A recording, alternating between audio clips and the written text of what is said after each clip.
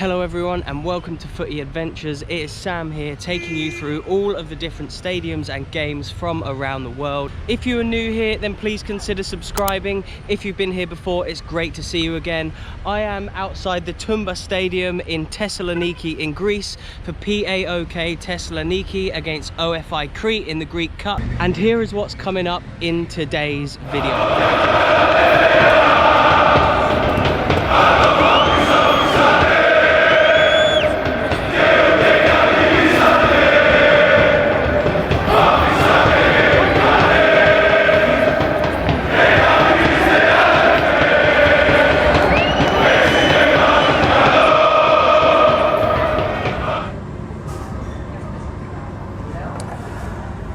So that is the stadium just outside. The home team, PAOK Thessaloniki. It's a bit of a weird name for English speakers like myself. They're called the Pan-Thessalonian Athletic Club of Constantinopolitans. They play at the Tumba Stadium, which is just in front of me. 29,000 people can fit inside there. It's a Wednesday afternoon, 3 p.m. kickoff, which is a bit strange. So I'm not sure if it will be a sellout, but it'll be good to see the atmosphere. They've got a really fanatical fan base, especially from Gate 4. That is essentially their cop. It was opened in 1959. It's been expanded a number of times for it now to be a 29,000-seater stadium. I'm going to delve a little bit more into the history of the club in a second. It's a really interesting story full of tragedy and success, ups and downs. But before I do that, I'll just let you know about their honours and the trophies that they've won in the past. So they have won the Greek League 3 times. They have won the Greek Cup 7 times, and they've also won a number of smaller regional trophies in the area of Macedon, back before the Greek League was technically a league of its own, and back when they used to play in more of the regional leagues with teams from Macedonia and I guess Albania and those kind of areas of Southern Europe as we know them now. They're currently actually one of the best teams in Greece. They won the double last year and they finished the season unbeaten in the league. They're not the only team to have been unbeaten in the league. Panathinaikos did it back in the 50s or 60s, but they are the only team to have won the double, so a pretty good feat for them. So according to Spanish newspaper Marca, they are one of the most supported clubs, if not the most supported club on social media here in Greece. Now that's great for the modern world, but what about their past? They were founded in 1929 by a group of Constantinopolitans, which that is the old name for Istanbul for anyone who doesn't know. After the Greco-Turkish War in the 1920s, they fled the region and came to Thessaloniki, and from there they set up the football team, which is now today PAOK Thessaloniki. Originally, in the time that they set up the club, the logo of the team, the badge, was a 4-leaf clover and a horseshoe, so 2 symbols for luck. However, once they merged with a team that was already in the region called AEK Thessaloniki, they changed the emblem and the badge to what it is today, which is a double-headed eagle to symbolize their Byzantine and Constantinopolitan heritage. So during the 1920s and 30s, they basically just played a lot of regional football from against teams in the area from like the Macedon region. And then during the 1940s, the Greco-Italian War started due to World War II, and all the sport here in Greece was put on hold during World War II. A lot of the PAOK players at the time of the war enlisted for the war efforts, and 2 of them actually died in battle. Play resumed after the war, and in the 1950s, PAOK set up their academy. They became very successful in their regional championships and started to bring a lot of youth players through, and they started to win a lot of their regional championships in the Macedon region. In 1959, the Greek League was set up thanks to a lot of help from UEFA. PAOK started to then compete in the Greek League. In 1958, the club bought a plot of land from the National Defence Ministry here in the region of Tumba in Thessaloniki, where the stadium is today, and they started to build the stadium. Due to having so many financial issues after the war, they were unable to rebuild it just on their own.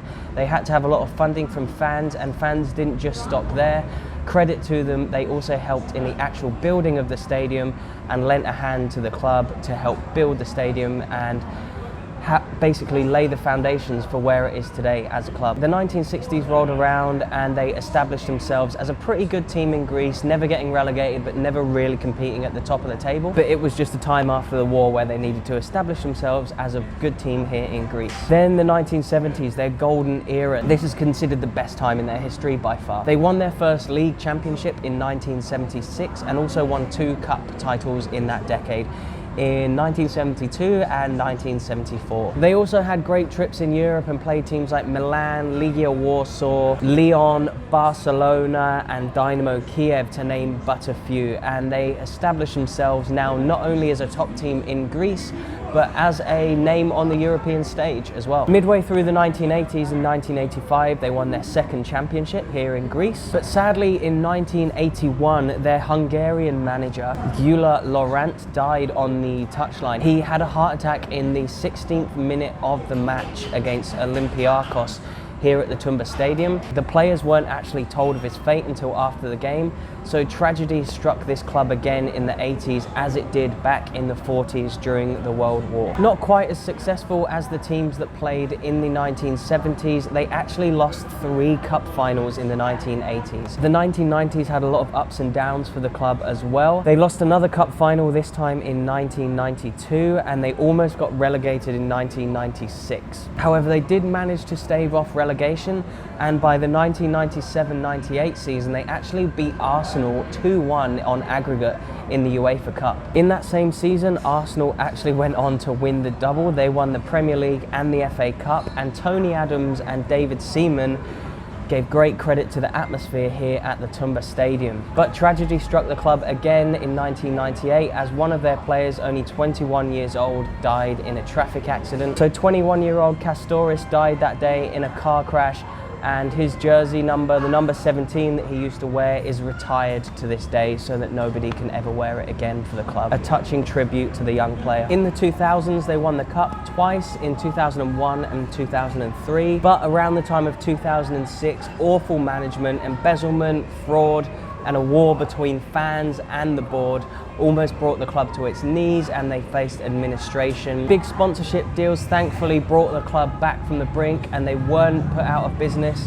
thankfully, and now I can come and watch them today. In the 2010s, they got into the Europa League knockout rounds 2 years in a row. They even beat Tottenham at White Hart Lane 2-1. So PAOK Thessaloniki are a bit of a bogey team for teams from North London. Coming towards the back end of the decade is when they really had some success. They won 3 cups in a row and are the current holders of those 3 cups. So 2017, 18 and 19, they won the Greek Cup. And like I mentioned earlier, last year they won the title unbeaten, as a matter of fact, and that was the first time since 1985 that they'd won the title, their 3rd title to this day. And that was widely considered the best season in the club's history, having been unbeaten in the league and winning the cup as well. So if you're planning on coming to PAOK, you can pick your ticket up before the game. You can buy them online, but you need a Greek address to sign up to Greek Ticketmaster. So I wasn't able to do that, and as a tourist, if you want to come, you probably won't be able to either. The ticket cost me 15 euros, and a little point to remember, I found this out online, but just in case you don't find it yourself, it's important to mention you need to bring your ID with you when you come. I brought my passport. They have some quite fanatical fans here, some ultras, so it's probably just a security thing that they want to look at your ID before the game. But 15 euros for the ticket. Got my beer, some free nuts with it as well. Happy days, can't say fairer than that. Got the stadium in front of me, all set up, ready for the game. I will see you in there.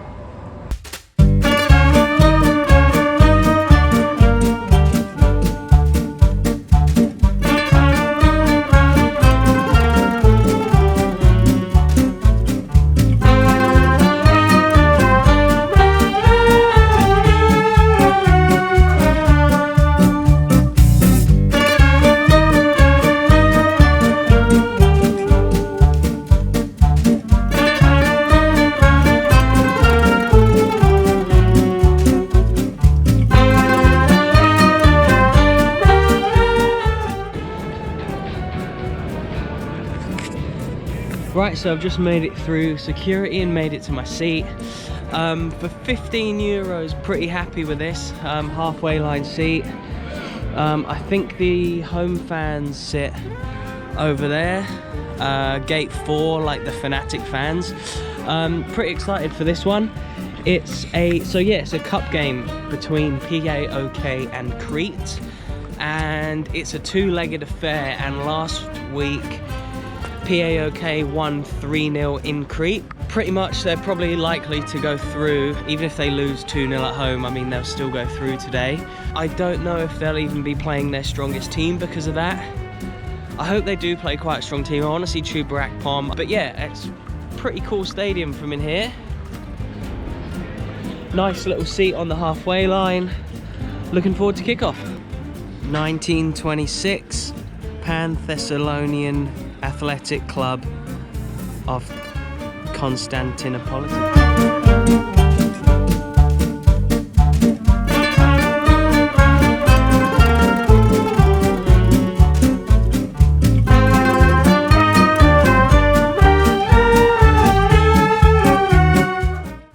Game's kicked off here.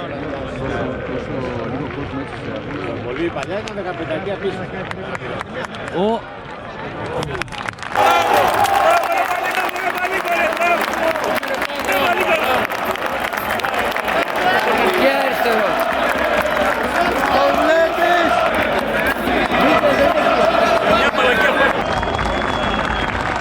Quality goal, 1-0.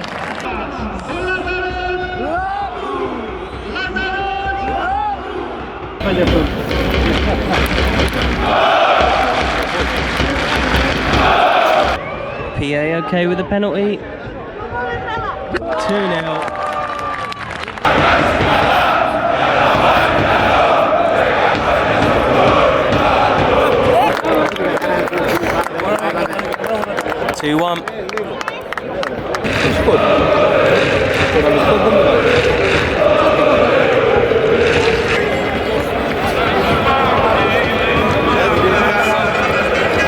Good game so far, half time, 2-1 to PAOK, 5-1 on aggregate.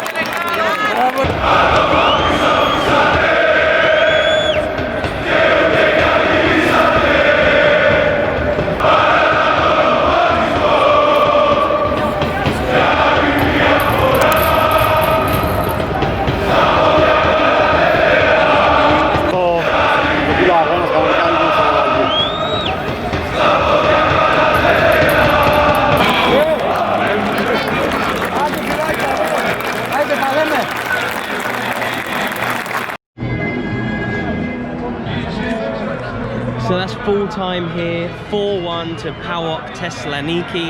Apparently I've been saying it wrong all day, it's not PAOK, it's PAOK.